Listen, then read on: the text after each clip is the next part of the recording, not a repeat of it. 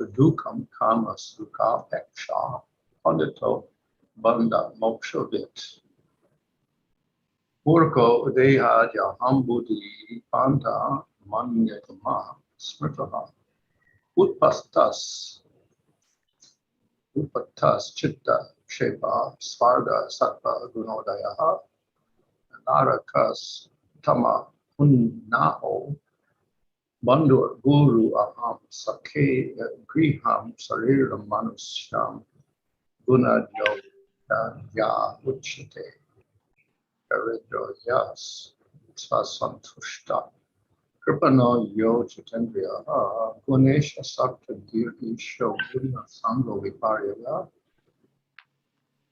Eta Uddhava te prashna sarve sadhu nirupta kim varnatena bahu na lakshanam guna dosha yo guna. Dosha just here, dosha gunas tubaya varjita.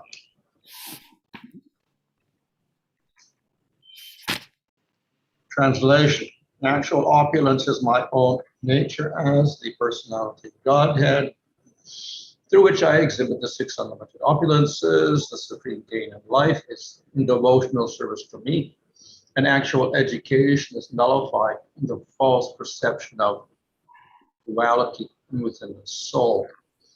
Real modesty is to be disgusted with improper activities, and beauty is to possess good qualities such as detachment.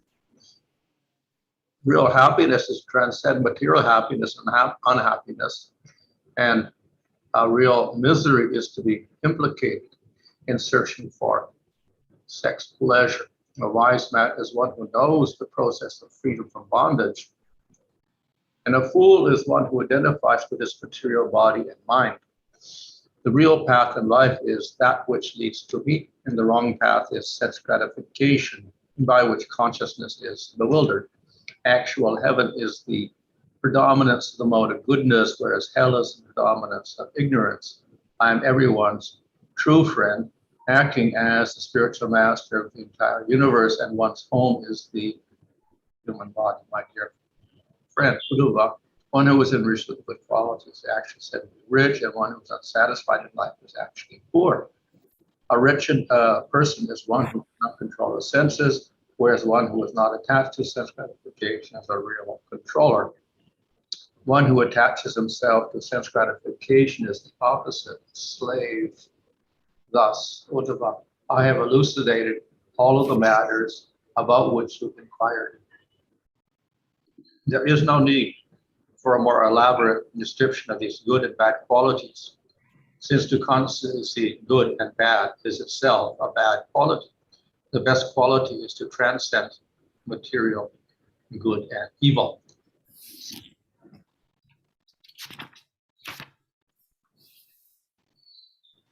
Purport: the Supreme Personality of Godhead is naturally full of six opulences, namely unlimited beauty, wealth, fame, knowledge, strength, and renunciation. Therefore, the greatest profit in life is to achieve personal, loving service to the Lord, which is naturally the reservoir of all pleasure. Real education means to give up the false idea that anything is separate from the Lord, the source of all potencies. Similarly, one should not falsely consider the individual soul to be different or separate from the Supreme Soul. Mere bashfulness does not constitute modesty. One should spontaneously withdraw and disgust from sinful activities. Then one is actually modest or humble. One who is satisfied in Krishna consciousness and does not seek material pleasure or suffer material unhappiness is considered to be actually situated in happiness. The most wretched person is one addicted to sex pleasure, and a wise man is one who knows the process of freedom from such material bondage.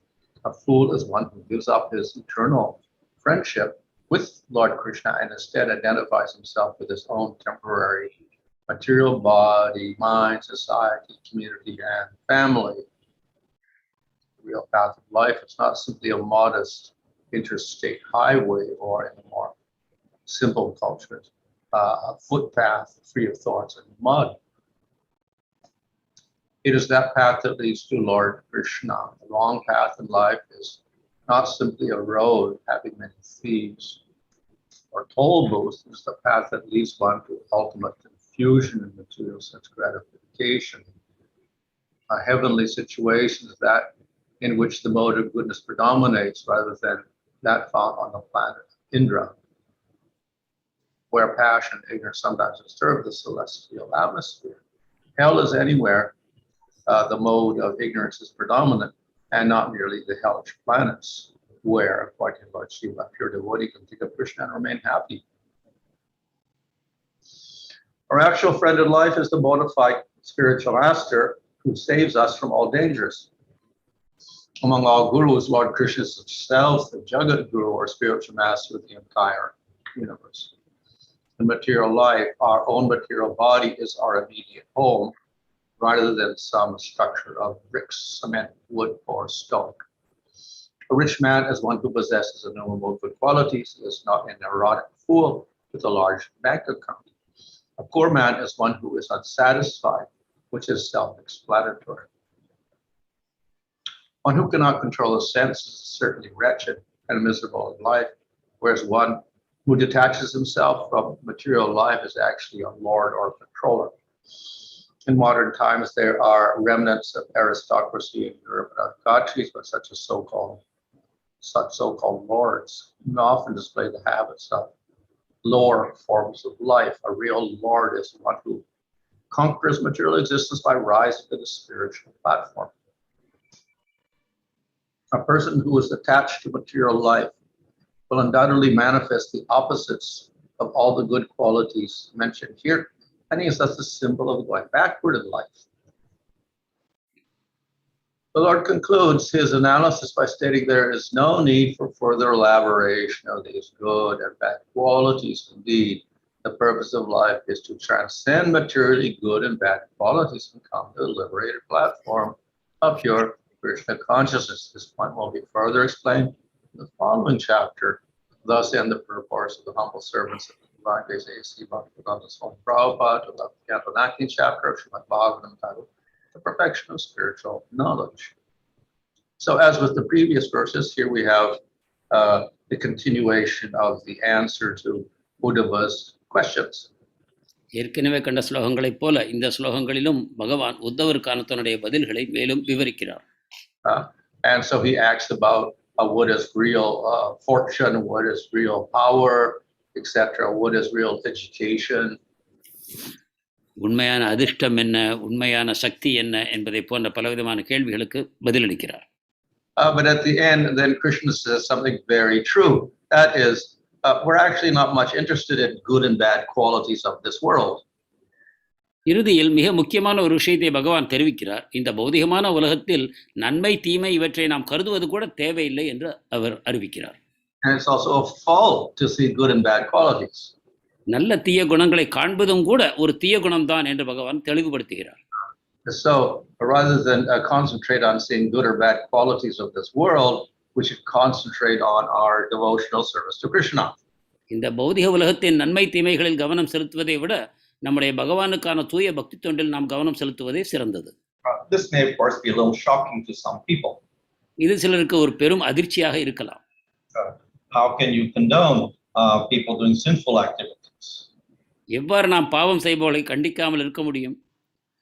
And why we cannot praise people who have good material qualities? நல்ல ஜட குணங்கள் கொண்டிருப்பவர்களை நாம் ஏன் பாராட்டக்கூடாது?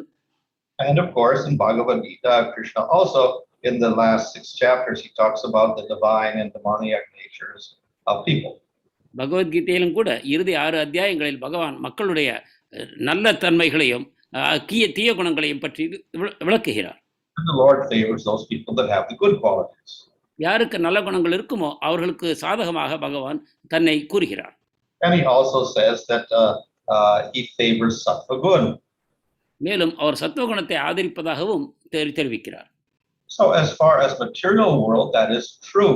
The Lord favors the devatas who are in sattva gun, and he fights against and he kills the demons who are in tama gun and rajas gun. பௌதிக உலகத்தை பொறுத்தவரை இது உண்மைதான். சத்துவகுணத்தில் இருக்கக்கூடிய தேவதைகளை பகவான் ஆதரிக்கிறார்.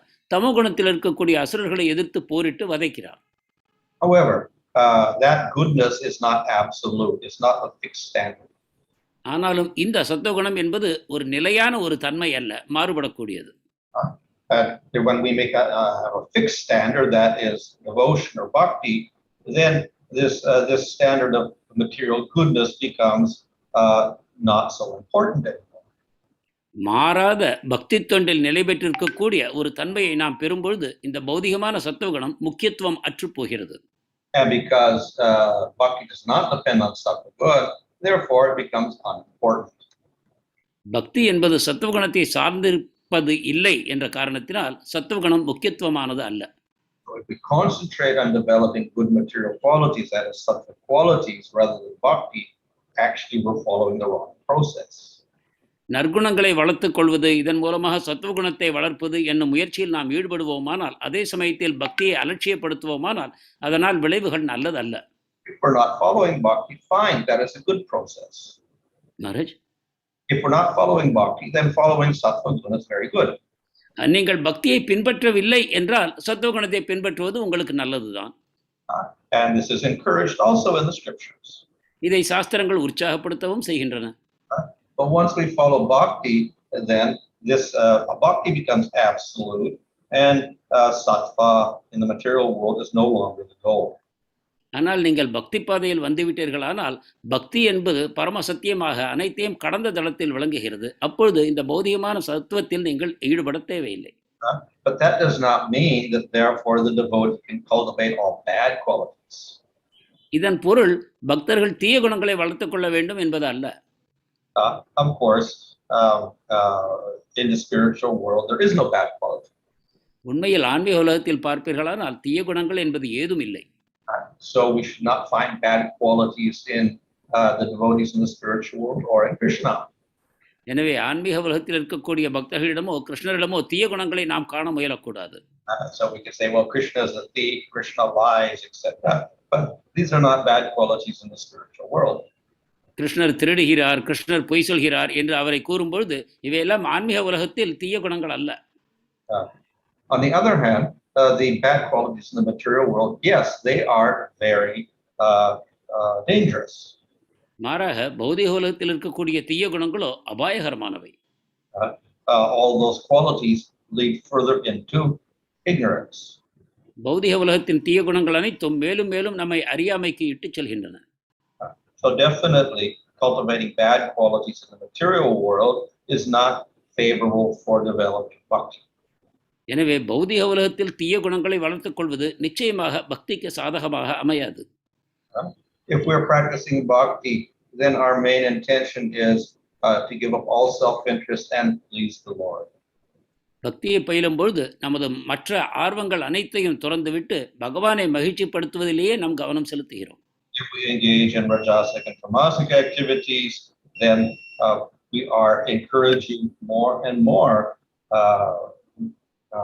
lack of recognition of the Lord and instead concentrating on ourselves. நாம் ரஜோகுணம் தமோகுணம் போன்ற செயல்களில் ஈடுபடுவோமானால் நாம் பகவானை துறந்து விட்டு அவருடைய நினைவை அகற்றிவிட்டு நம்மிலேயே நாம் கவனம் செலுத்த ஆரம்பிக்கிறோம். So that will impede our progress. அது நமது முன்னேற்றத்தை தடைப்படுத்தும். On the other hand, the devotee does not insist that in the beginning everybody has to be pure. அதே சமயம் ஒரு பக்தர் ஆரம்ப நிலையிலேயே ஒவ்வொருவரும் தூய்மை பெற வேண்டும் என்று வற்புறுத்துவதில்லை.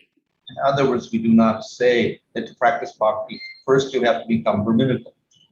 அதாவது நாம் பக்தி செய்வதற்கு முன்னால் நீங்கள் பிராமண தன்மையை அடைய வேண்டும் என்று நாம் வலியுறுத்துவதில்லை. As we see in Bhagavad Gita, Krishna says, Striyo Vaisya Sudras Tepi Yanti Param. Anybody can take to the process of bhakti. பகவத்கீதையிலும் கூட ஸ்திரியோ வைஷ்யா ததா சூத்ரா ஸ்தேபியாந்தி பராங்கதிம் என்று பகவான் கூறுகிறார். அதாவது அனைவரும் பக்தி பாதையை எடுத்துக்கொள்ளலாம், எந்த விதமான தடையும் இல்லை. However, by the practice of bhakti, then they surpass all of these stages. அதே சமயம் பக்தியை பயிற்சி செய்வதன் மூலமாக இந்த தாழ்ந்த படிகள் அனைத்தையும் அவர்கள் ஒரே சமயத்தில் கடந்து செல்கிறார்கள். So the Sudra is no longer a Sudra, the Vaishya is no longer a Vaishya, Kshatriya is no longer a Kshatriya, and even the Brahman is no longer a Brahmana. எனவே சூத்ரராக இருப்பதில்லை, க்ஷத்திரியர் க்ஷத்திரியராகவோ, வைஷ்யர் வைஷ்யராகவோ, பிராமணரே கூட பிராமணராக இருப்பதில்லை. The Vaishnava is beyond all the gunas. வைஷ்ணவர் அனைத்து குணங்களையும் கடந்த நிலையில் இருக்கிறார். So therefore the the process of bhakti is very, very different from cultivating the activities of varnashram system. எனவே வர்ணாசிரம வழிமுறையில் இருக்கக்கூடியதை விட பக்தியின் வழிமுறையானது மிகவும் வேறுபடுகிறது. And so that system has its place for people who are not devotees. It becomes less important for the devotees. பக்தர் அல்லாதவர்களுக்கு வர்ணாசிரமம் முக்கியமானது என்றாலும் கூட பக்தர்களை பொறுத்தவரை அது அவசியமில்லை. Since some of the rules of the varnashram encourage control of the senses, control of the mind, etc., that is favorable for bhakti. மனத்தை அடக்குவது, புலன்களை அடக்குவது போன்ற அம்சங்கள் வர்ணாசிரமத்தில் அமைந்திருப்பதன் காரணமாக அவையும் பக்திக்கு சாதகமான குணங்கள் தான். Therefore, the devotee may use those rules of the varnashram system along with his bhakti. எனவே ஒரு பக்தரானவர் தனது பக்தி பாதையில் பயிற்சி செய்யும் அதே சமயத்தில் வர்ணாசிரமத்தில் உள்ள இந்த சாதகமான சட்டங்களையும் தனது வாழ்க்கையில் ஏற்றுக்கொள்கிறார். So in the Chaitanya Shikshamrita, there Bhaktivinoda Thakur calls these rules which are favorable for bhakti in the varnashram system to be the gauna vidhi or secondary rules. எனவே பக்தி வினோத் தாக்கூர் தன்னுடைய நூலில் இத்தகைய பக்திக்கு சாதகமான வர்ணாசிரம சட்டங்களை அனைத்தையும் கவுன விதி, அதாவது சாதகமான சட்டங்கள் என்று கூறுகிறார். But then what are the main rules, the mukya vidhi? என்றால் முக்கியமான விதி என்ன? So those are the angas of bhakti: hearing about the Lord, chanting the Lord's name, worshiping the Lord. These are primary rules of bhakti. அந்த முக்கிய விதிகள் பக்திக்கான முக்கியமான சட்டங்களாகும். அதாவது ஒருவர் பகவானை பற்றி கேட்பது, அவரை பற்றி பேசுவது, அவரை மனத்தில் நினைப்பது, இதை போன்ற அம்சங்கள் முக்கியமான அங்கங்கள்.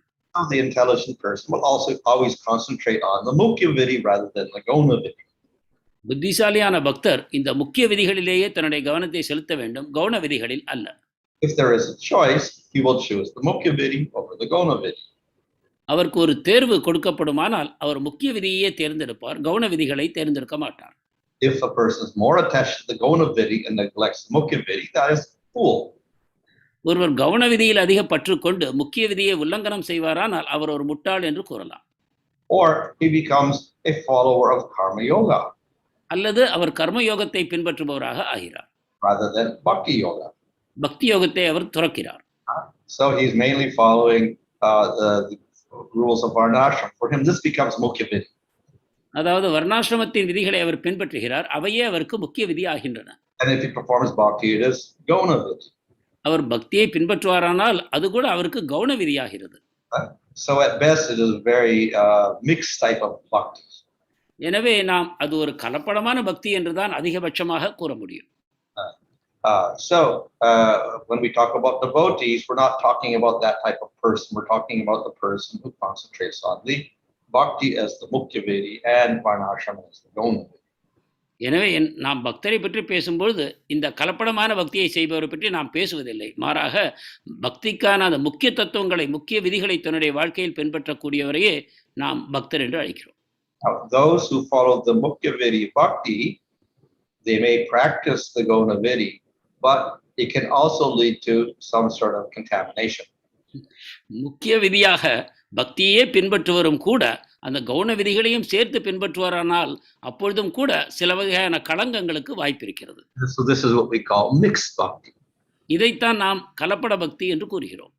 So if we perform the rules of varnashram and we have some mixture of material desires there also, then we get karma misra bhakti. நாம் வர்ணாசிரமத்தை பின்பற்றுகிறோம், அதே சமயத்தில் பௌதிகமான சில ஆசைகளையும் வைத்துக் கொண்டிருக்கிறோம். அப்படியானால் அது மிஸ்ர பக்தி ஆகிறது, கர்ம மிஸ்ர பக்தி. We can also perform only bhakti, in that sense it's pure bhakti, without following varnashram at all. So it's not karma misra. நாம் தூய பக்தியை பின்பற்றுகிறோம், வர்ணாசிரமத்தை பின்பற்றவில்லை என்றால் அது மிஸ்ர பக்தி அல்ல. But we can still have material desires. ஆனாலும் நம்மிடம் பௌதிக ஆசைகள் இருக்கக்கூடும். So there's no other process followed, only bhakti. So in that sense it's pure. But if we have those material desires also, then we don't call it pure bhakti. எனவே வர்ணாசிரமத்தை கலக்காமல் தூய பக்தியை செய்கிறோம் என்றால் அது தூய பக்தி என்று நாம் நினைக்கிறோம். ஆனால் அதில் பௌதிகமான ஆசைகளும் கலந்திருக்குமானால் அதை தூய பக்தி என்று கூற முடியாது. So in the Bhagavatam, Kapila labels those who practice bhakti and then they also have desire for liberation. These are called It's a sattva misra bhakti. எனவேதான் கபிலதேவர் கூறுகிறார், இவ்வாறு ஒருவர் பக்தியை பயிற்சி செய்கிறார், ஆனாலும் கூட முக்தி அடைவது போன்ற பௌதிகமான ஆசைகள் அவருக்கு இருக்கிறது என்றால் அதை சத்வ மிஸ்ர பக்தி என்று அழைக்கிறார். And those who don't follow varna ashram only do bhakti, but they have material desires to fulfill the bhakti. There's rajaguna bhakti. அவர் அத்தகைய பக்தர்களுக்கு வர்ணாசிரமத்தை பின்பற்றவில்லை, ஆனாலும் பௌதிகமான ஆசைகள் அவருக்கு இருக்கின்றன, அத்துடன் அவர் பக்தி செய்கிறார் என்றால் அதை ரஜோகுண பக்தி என்று கூறுகிறார். And those who practice bhakti with destructive intent, that's called tamaguna bhakti. பக்தியை பயிற்சி செய்யும் அதே சமயத்தில் தீய அழிப்பு நோக்கம் அவரிடம் இருக்கும் என்றால் அதை தமோகுண பக்தராக கூறப்படுகிறார். So even if one performs that bhakti, gradually they become a little purified. இத்தகைய பக்தியை பயிற்சி செய்பவரும் கூட படிப்படியாக தூய்மை அடைகிறார். But they don't reach the stage of pure bhakti automatically by that. ஆனால் இந்த வழிமுறையின் மூலமாக அவர்கள் தூய பக்தியை இயற்கையாகவே அடைவதில்லை. So similarly, those who mix the bhakti with the angas of karma yoga in a minor way, gauna vidhi, still, and they have material desires, that also is not preferable. அதே போல பக்தியுடன் கூட கர்மங்களை செய்து கொண்டு அதை கலப்படமாக செய்யக்கூடியவர்களுக்கும் கூட அந்த தூய பக்தி நிலை அல்ல. But those who practice bhakti as the mukya vidhi and the varna ashram as gauna vidhi, and they don't have the material desires there, then that is equivalent of pure bhakti. பக்தியை முக்கிய விதியாக பின்பற்றி வர்ணாசிரமத்தை கவுன விதியாக பின்பற்றி அதே சமயம் பௌதிகமான ஆசைகளும் அவருக்கு இல்லாமல் இருக்குமானால் அதை நாம் தூய பக்தி என்று கூறலாம். So this is the normal system that is followed in India, where people follow the varna ashram and also do bhakti, but they don't have material desires. இந்த வழிமுறை தான் இந்தியாவில் முக்கியமாக பின்பற்றப்பட்டு வந்தது. அதாவது ஒருவர் வர்ணாசிரமத்தை பின்பற்றுகிறார், பக்தியையும் செய்கிறார், அதே சமயத்தில் பௌதிகமான ஆசைகள் அற்ற நிலையில் இருக்கிறார். And then a few, they will give up the varna ashram system completely and renounce household life, etc. These are called the nirapeksha devotees. அதே சமயத்தில் பக்தியை செய்து கொண்டு வர்ணாசிரமத்தை முழுவதுமாக நிராகரித்து பௌதிகமான ஆசைகள் எதுவும் இல்லாத கட்டத்திலும் இருக்கிறார் என்றால் அவரை நிராபேட்ச பக்தர் என்று கூறுகிறோம். They're also practicing pure bhakti. அவர்களும் தூய பக்தியே செய்கிறார்கள். So not much difference between the one who's still practicing varna ashram but doing pure bhakti and the one who's renounced. It's only a matter of, we say, ashram. எனவே ஒருவர் வர்ணாசிரமத்தை செய்து கொண்டே தூய பக்தியை செய்கிறார், மற்றொருவர் சந்நியாசத்தை ஏற்றுக்கொண்டு தூய பக்தி செய்கிறார் என்றால் இருவருக்கும் வேறுபாடில்லை, இருவரும் நிரபேட்ச பக்தர்கள் தான், வேறுபாடு அவர்களுடைய ஆசிரமம் மட்டுமே. So in this practice of pure bhakti, whether we practice the varna ashram system or not, then the main interest is in developing the qualities of bhakti, not in rejecting the bad qualities of the material world and cultivating the good qualities of the material world. எனவே தூய பக்தியை செய்யும் பொழுது நாம் எந்த ஆசிரமத்தில் இருக்கிறோம், கிரகஸ்தாசிரமமா சந்நியாசாசிரமமா என்பது அவசியம் இல்லை. நம்முடைய உண்மையான நோக்கத்துடன் நாம் எந்த நோக்கத்துடன் செய்கிறோம், பகவானுடன் தூய பக்தியை வளர்த்து கொள்ள வேண்டும் என்னும் ஒரே நோக்கத்துடன் நாம் செய்கிறோமா என்பதை பொறுத்துதான் இதை தீர்மானிக்க வேண்டும்.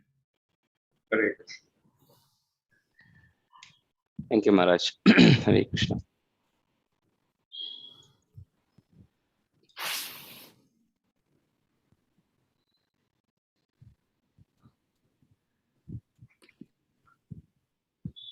Hare Krishna, Maharaj. I see a question here. Okay, this is regarding Krishna's pastime. Madhumangal is a Brahman and the gopis are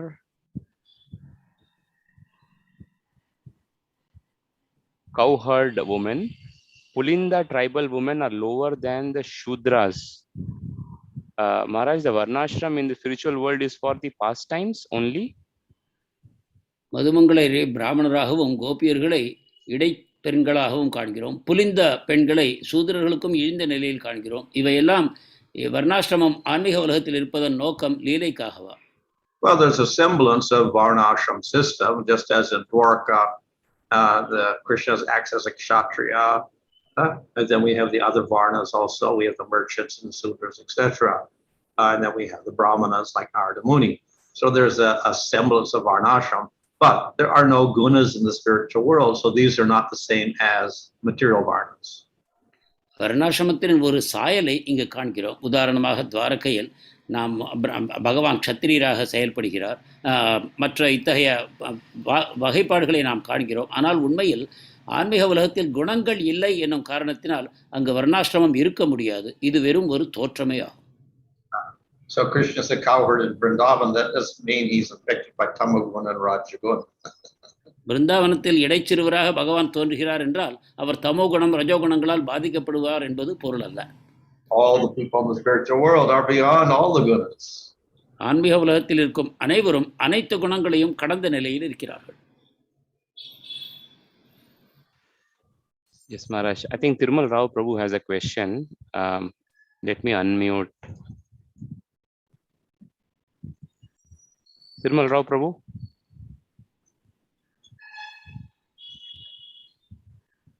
Dhanavad pranams, Guru Maharaj. Guru Maharaj, when we talk about discriminating between bad and good, how does the category of do's and don'ts fall? They are also something like bad and good. How do we discriminate these do's and don'ts? How to understand this point of? நன்மை தீமைகளை பகுத்து பார்க்க தேவையில்லை என்று பகவான் கூறினார். ஆனால் நாம் செய்ய வேண்டியவை செய்யக்கூடாதவை என்ற விஷயங்களை நாம் காண்கிறோம். இவற்றை எவ்வாறு நாம் செய்வது? Well, in the process of bhakti, especially for the madhyamādhikari, he makes distinctions. பக்தியை பொறுத்தவரை ஒரு மத்தியம அதிகாரி வேற்றுமைகளை காணத்தான் செய்கிறார். So he distinguishes the demon from the devotee, and he distinguishes the kanishta from the madhya from the uttama. அசுரரையும் பக்தர்களையும் அவர் வேறுபடுத்துகிறார். அதே போல கனிஷ்ட உத்தம பக்தர்களையும் அவர் வேறுபடுத்தி காண்கிறார். However, he's not judging this based upon material gunas.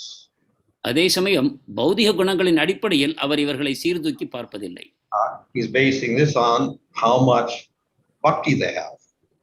அவர் அவர்களுடைய பக்தியின் அளவை கொண்டே இதை தீர்மானிக்கிறார்.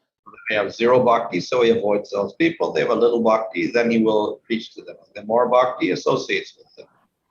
அதிக பக்தி கொண்டிருப்பவர்களுக்கு அவர்களுடைய சங்கத்தை எடுத்துக்கொள்கிறார். குறைவான பக்தி கொண்டிருப்பவர்களுக்கு அவர் பிரச்சாரங்களை செய்கிறார். So good and bad, etc., are what's the dualities of this world. எனவே நன்மை தீமை என்பது இந்த பௌதிக உலகத்தில் உள்ள இருமைகளாகும். And each one has his relative system of good and bad. எனவே ஒவ்வொருவருக்கும் அவரவருக்கு நல்லது எது தீயது எது என்பதை போன்ற ஒரு கொள்கை இருக்கிறது. Ultimately, what is good is what is enjoyable for that person. What is bad is what gives him suffering and pain. இறுதியில் ஒருவர் எதை நன்மை என்று நினைக்கிறார் என்றால் தனக்கு சுகத்தை தரக்கூடியது நன்மை என்றும் தனக்கு துக்கத்தை தரக்கூடியது தீமை என்றும் ஒருவர் பொருட்படுத்திக் கொள்கிறார். So these concepts of good and bad simply enforce our material identity. எனவே இந்த நன்மை தீமை என்னும் பாகுபடுத்தி பார்க்கும் தன்மை நம்முடைய பௌதிக அடையாளத்தை அப்படியே நிலைநிறுத்துகிறது, அவ்வளவுதான். So the devotee, of course, by the practice of bhakti, he gives up that identity. ஒரு பக்தர் பக்தி பயிற்சியின் மூலமாக இந்த அடையாளங்களை காணும் தன்மையை விட்டு விடுகிறார். But if he reverts back to that type of system, what is good for my enjoyment, what is bad for my enjoyment, then again that acts as an obstruction for his bhakti. எனவே ஒருவர் எனக்கு எது சுகத்தை தரும் எனக்கு துக்கத்தை தரும் என்ற விதத்தில் நன்மை தீமைகளை அவர் அணுகுவாரானால் அவர் மீண்டும் தாழ்ந்து போகிறார். So Guru Maharaj, that means that discriminating for the association's sake, what you said is very much acceptable and we do accept it, Guru Maharaj. But when it comes to the point of refining a personality, then we say that we have to have some regulative principles to be followed. That is again discriminating on the basis of good and bad. So does it not mean that we can completely give up this sort of activities and get bhakti? சங்கம் எடுத்துக்கொள்வது என்பதை பற்றி நாம் கூறும்பொழுது நல்லவர்களுடைய சங்கத்தை எடுத்துக்கொள்ள வேண்டும், தீயவர்கள் சங்கம் அந்த விதத்தில் நாம் அதை ஏற்றுக்கொள்ளலாம். ஆனால் நாம் நம்மை தூய்மை செய்து கொள்ள வேண்டும் என்று வரும்பொழுது நாம் இந்த நன்மை தீமைகளை காணாமல் எவ்வாறு செயல்பட முடியும்? நம்முடைய குணங்களை மேலும் மேலும் வளர்த்து கொள்ள வேண்டும் என்ற நிலையில். Well, Krishna is not much interested in that. Therefore, he says, even if the most sinful person, if you practice bhakti to me, you're still my devotee. So he doesn't care too much about that sinful activity. ஆனால் கிருஷ்ணர் இத்தகைய தன்னுடைய நல்ல குணங்களை வளர்த்துக் கொள்ள வழிமுறையை ஆமோதிக்கவில்லை. அதில் அவருக்கு அதிக ஆர்வம் இல்லை. அவரே கூறுகிறார், அதிகமான பாவத்தை செய்திருந்தாலும் கூட ஒருவன் என்னுடைய பக்தியை செய்து வருவானால் அவன் என்னுடைய பக்தனாகவே கருதப்பட வேண்டும் என்று பகவான் கூறுகிறார். And therefore the devotees, if they keep criticizing that person, they also become offenders to the devotees. They call them Vaishnava aparadis. எனவே அத்தகைய பாவச் செயலை செய்து கொண்டு பக்தியை செய்து கொண்டிருக்கக்கூடிய ஒரு வைஷ்ணவரை நாம் குறை கூறுவோமானால் பக்தர்களும் கூட அபராதிகளாக மாறிவிடுவார்கள். So we avoid sinful activities, as I said, because that if we indulge in sinful activities, that will be an obstruction to our bhakti. நாம் பாவச் செயல்களை ஏன் தவிர்க்கிறோம் என்றால் பாவச் செயல்களில் ஈடுபடுவோமானால் அது நமது பக்திக்கு தடையாகும் என்ற ஒரே காரணத்தினால்தான். Of course, the materialists may have other reasons for avoiding sinful activities, such as not going to hell and impeding his progress to Svargaloka, but we're not interested in that. பௌதிகவாதிகளை பொறுத்தவரை தீய செயல்களை தவிர்ப்பதற்கு வேறு காரணங்கள் இருக்கலாம். நான் பாவம் செய்தால் நரகத்துக்கு போவேன், துன்பம் அனுபவிப்பேன் என்ற காரணங்களினால் அவர்கள் பாவச் செயல்களை தவிர்க்கலாம். So we follow rules which are favorable for the bhakti, and we avoid those things which are unfavorable for bhakti. நாம் பக்திக்கு சாதகமான சட்டதிட்டங்களை ஏற்கிறோம், பக்திக்கு சாதகமற்ற அம்சங்களை நாம் தவிர்க்கிறோம். Thank you very much. I'm grateful for the knowledge you're imparting. I repent my sinful activities and submit to Lord's will. Thank you, Maharaj. There are a couple of questions from Sumitra Krishna Prabhu. Will summarize it. To see good and bad qualities, to see good and bad activities itself is a bad quality. Can you explain, Maharaj, thus how to transcend this material and good and evil as we are living in this material world, which is both good and bad? This is part 1. And at what stage of devotional service will a devotee overcome both this good and bad quality and be situated in pure goodness? தீய நல்ல செயல்களை காண்பது என்பதே ஒரு தீய குணமாக கூறப்படுகிறது. ஆனால் இந்த பௌதிக உலகம் நன்மை தீமை இரண்டும் கலந்திருக்கும் காரணத்தினால் நாம் இதில் இருக்கும் பொழுதே இந்த நன்மை தீமைகளை காணும் தன்மையை எவ்வாறு கடந்து செல்வது, இது ஒரு கேள்வி. இரண்டாவது கேள்வி, ஒரு பக்தருடைய பக்தி தொண்டின் படிக்கட்டில் எந்த நிலையில் அவர் இந்த நல்ல தீய குணங்களை கடந்து சென்று தூய சத்துவகுணத்தில் நிலை பெறுகிறார்? Well, it appears to be instantaneous with the process of bhakti, because in Bhagavatam it says that even the Chandala, who by bad karma and sinful activity becomes a dog eater or whatever, if he chants purely once, he's superior to the Brahmana. So he surpassed all the gunas. பக்தியின் மூலமாக இந்த தன்மை உடனடியாக எய்தப்படுவதாக நமக்கு தோன்றுகிறது. ஏனென்றால் ஒரு சண்டாளரும் நாயை அடித்து உண்பவரும் கூட பகவானுடைய புனித நாமத்தை தூய விதத்தில் ஒருமுறை சொன்னாலும் கூட பிராமணரையும் கடந்த தன்மையை அடைகிறார் என்று நாம் காண்கிறோம். Of course, Bhagavad Gita also says Saguna Samati Chaitan, one surpasses the gunas by practicing bhakti. Bhagavad Gita என்ன கூறுகிறது என்றால் பக்தியை பயிற்சி செய்வதன் மூலமாக ஒருவர் 3 குணங்களையும் கடந்த நிலையில் உன்னத தன்மையை அடைகிறார் என்று கூறுகிறது. Ajamil didn't practice bhakti, simply named the son Narayana, and all of his karmas were gone. ஆனால் அஜாமலனோ பக்தி பயிற்சியே செய்யவில்லை, நாராயணர் என்ற நாமத்தை மட்டும் ஒருமுறை கூறினதனால் அவர் தூய்மை அடைந்தார். So therefore the devotee, even at the beginning stages, surpasses the gunas, but he may have some remnants of those so-called bad qualities. எனவே ஆரம்ப கட்டத்திலேயே ஒரு பக்தரானவர் தூய்மையை அடைந்து நன்மை தீமைகளை கடந்து செல்கிறார். ஆனாலும் கூட சில அதன் சாயல்கள் அவரிடம் தோன்றக்கூடும். But the devotees tolerate those, let's say, shadow bad qualities. இந்த தீய குணங்களின் சாயல் நிழல் தன்னிடம் தோன்றுவதை ஒரு பக்தர் சகித்துக் கொள்கிறார். However, if a person pretends to be a devotee, and then that's not the same thing. ஆனால் ஒரு பக்தராக ஒருவர் நடிக்கிறார் என்றால் அது இதன் தரத்தில் வராது. That becomes an aparada also, and therefore he cannot advance in bhakti. அது ஒரு அபராதமாகும். எனவே அவர் பக்தியில் முன்னேற வாய்ப்பில்லை. So the practice of bhakti helps us remove all of the anarthas, all of the bad qualities. பக்தி பயிற்சி நம்முடைய அனர்த்தங்கள் அனைத்தையும் தீய குணங்கள் அனைத்தையும் நீக்க வல்லது. And whatever remains as simply a shadow. நம்மிடம் எது மீதம் இருக்குமோ அது ஒரு நிழல் தான். This question is from Jivan Gaur Hari Prabhu. Sometimes and unfortunately sadhakas get cheated with or by rajoguna bhaktas. Is it due to their karma? சில சமயம் துரதிருஷ்டவசமாக பக்தர்கள் ரஜோகுண பக்தர்களால் ஏமாற்றப்படுகிறார்கள். இது அவர்களுடைய கர்மா என்று எடுத்துக்கொள்ள வேண்டுமா? Well, of course, technically the devotee shouldn't have any karma. நுணுக்கமாக பார்ப்போமானால் பக்தருக்கு எந்த கர்மமும் இருக்க வாய்ப்பில்லை. But it doesn't really matter the main thing is that if we get cheated or whatever, then we have to learn from that something. அதை பற்றி கவலைப்பட தேவையில்லை. முக்கியமாக நமக்கு ஏதாவது தீமை நடந்தது என்றால் அதிலிருந்து என்ன பாடம் நமக்கு இருக்கிறது என்பதை நாம் உணர்ந்து கற்றுக்கொள்ள வேண்டும். One is from Vinod Venkateshan from YouTube. If we give our earned money to the Lord or devotees, is that karma mishra bhakti or is it accepted as pure bhakti? நம்முடைய வருமானத்தை பக்தர்களுக்கும் பகவானுக்கும் வழங்கும் பொழுது அது கர்ம மிஸ்ர பக்தியா அல்லது தூய பக்தியா? Well, if we're giving because we want to get punyas, material punyas, then it's karma mishra bhakti. If we're giving because we like to serve devotees of the Lord, fine, then it is pure bhakti. நீங்கள் அவ்வாறு நன்கொடை தரும்பொழுது அதனால் புண்ணியம் வர வேண்டும் என்று நீங்கள் நினைப்பீர்களானால் அது கர்ம மிஸ்ர பக்தி ஆகும்.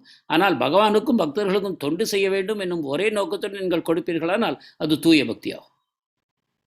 Again, this one is from YouTube, Jagannathan Jagaraj. If one is practicing bhakti, cannot able to do proper way, and also he is engaged or he is engaging others to make them to do service for the Lord in many ways, in that case, how to focus on purity? Can you say that again? I didn't follow. Okay, if one is practicing bhakti and cannot able to do it proper way, and also he is engaging others to make them to do service for the Lord, in that case, how to focus on his purity? ஒருவர் சரியாக பக்தி சாதனை செய்யவில்லை, அதே சமயத்தில் மற்றவர்களை பகவானுடைய சேவையிலும் ஈடுபடுத்தி கொண்டிருக்கிறார் என்னும் பட்சத்தில் அவர் தன்னை எவ்வாறு தூய்மை செய்து கொள்வது?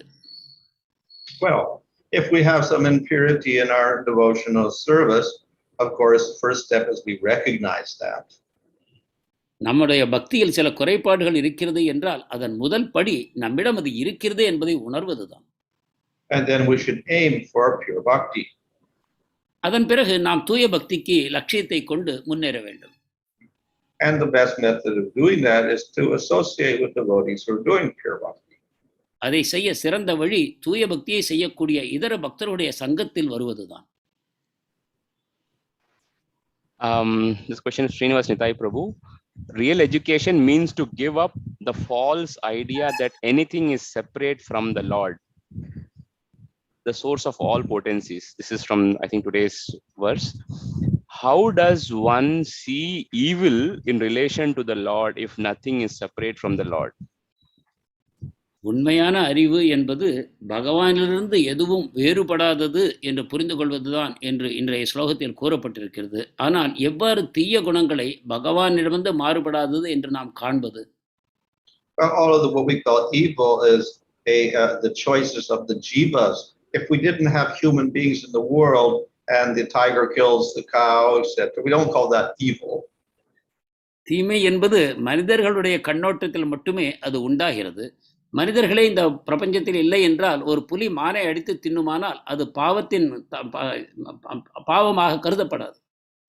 So the evil results from the choices of the jiva as a human being.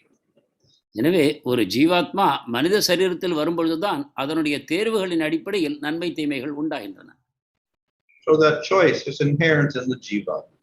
இந்த தேர்வு என்னும் சக்தியானது ஜீவாத்மாவுக்குள் இயல்பாக அமைந்திருக்கிறது. And the choice can be wrong because the jiva is tatastha. அவர் தடஸ்தர், ஜீவன் தடஸ்தர் என்னும் காரணத்தினால் அவருடைய தேர்வு தவறாக இருக்க வாய்ப்பிருக்கிறது.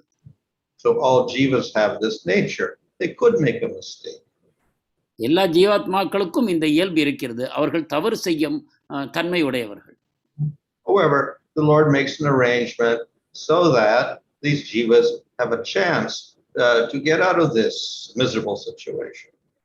ஆனால் இந்த மோசமான தன்மையிலிருந்து ஜீவாத்மாக்கள் விடுபடுவதற்கு பகவான் ஒரு அமைப்பை வைத்திருக்கிறார்.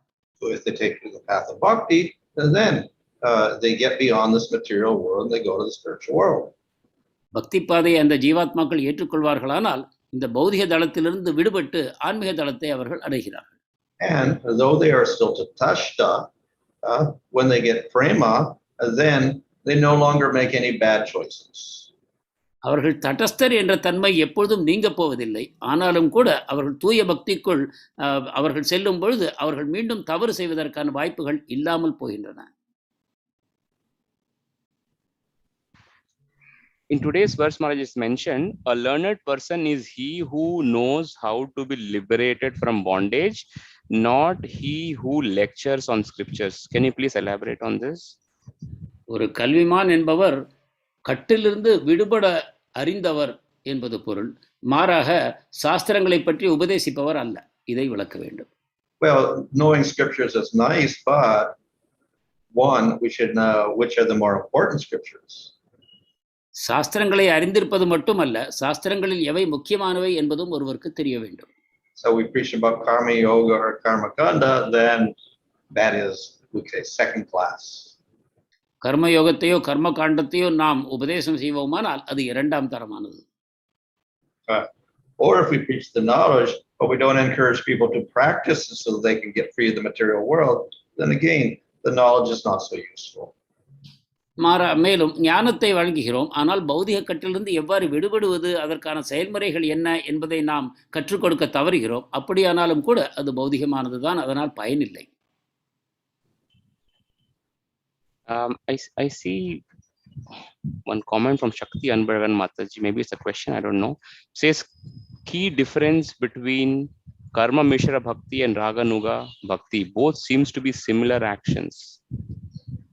கர்ம மிஸ்ர பக்திக்கும் ராகானுக பக்திக்கும் உள்ள முக்கியமான வேற்றுமை என்ன? இரண்டும் ஒரே வகையான செயல்பாடுகள் இருப்பதாக தோன்றுகிறது. Well, karma mishra bhakti, we mix the activities of varnashram. Raganuga bhakti, generally we don't even think about varnashram. கர்ம மிஸ்ர பக்தியில் வர்ணாசிரமத்தின் செயல்பாடுகளை கலப்படமாக செய்யக்கூடிய பக்தி, ராகானுக பக்தியில் வர்ணாசிரமத்தை பற்றி நாம் நினைப்பது கூட இல்லை. They're only thinking of serving Krishna in the spiritual world. Raganuga பக்தர்கள் ஆன்மீக உலகத்தில் பகவானுக்கு எவ்வாறு சேவை செய்வது என்பதை மட்டுமே மனத்தில் கொண்டிருக்கிறார்கள். There is one last question, Maharaj, from Srinivas Nitai Prabhu. Among all gurus, Lord Krishna himself is a Jagat Guru, or the spiritual master of the entire universe. How do we apply this statement when there are other forms of guru? How do we distinguish between Krishna acting as guru and the guidance from others? கிருஷ்ணரே அனைத்து குருக்களிலும் சிறந்த ஜகத்குரு என்று கூறப்படுகிறார். ஆனால் நாம் பல வகையான குருக்கள் இருப்பதை பார்க்கிறோம். அதில் அனைவரையும் எவ்வாறு நாம் கிருஷ்ணராக காண்பது? So Krishna is guru, or the ultimate guru, simply because of his place. He is Ishvara, everybody else is Jiva. கிருஷ்ணரே தான் ஜகத்குரு என்று கூறும் பொழுது அவரே மிக உன்னதமான தளத்தில் இருக்கிறார், மற்ற ஜீவாத்மாக்கள் எல்லாம் அவருக்கு கீழே இருக்கின்றன என்னும் கருத்தில் கூறப்படுகிறது. And all other gurus in the material world do not exist if Krishna does not exist. மற்ற பௌதிக உலகத்தில் உள்ள குருக்களும் கூட கிருஷ்ணர் இல்லாவிட்டால் அவர்களும் இருப்பதற்கு வாய்ப்பில்லாமல் போகும். Nevertheless, Krishna usually acts through the devotees in the material world. ஆனாலும் கூட அந்த பௌதிக உலகத்தில் இருக்கக்கூடிய பக்தர்களின் வாயிலாகத்தான் பகவான் நமக்கு உதவி அளிக்கிறார். So therefore, we have to select and serve those gurus. எனவே அந்த குருவை நாம் தேர்ந்தெடுத்து சேவை செய்ய வேண்டும். Hare Krishna. Thank you so much, Maharaj. Dandat pranam. Grantaraj Srimad Bhagavatam ki jai, Jagat Guru Srila Prabhupada ki jai. Sunas Bhanaswami Maharaj ki jai. Gaur Premanande Hari Hari Bol. Devotees, please stay back for an important announcement. Just got an update that His Holiness Jai Pataka Swami Guru Maharaj had developed some abdominal pain, and he is being transferred to Kolkata urgently. Request all devotees to please chant and pray for Maharaj. திரு ஜெயபதாக சுவாமி மகாராஜ் வயிற்று பகுதியில் சில பிரச்சனைகள் உண்டானதன் காரணமாக அவசர சிகிச்சைக்காக அவர் கல்கத்தாவுக்கு மாற்றப்படுகிறார். பக்தர்கள் அனைவரும் அவருக்காக பிரார்த்திக்க வேண்டும் என்று கேட்டுக்கொள்கிறோம். Just one second, let me stop the recording and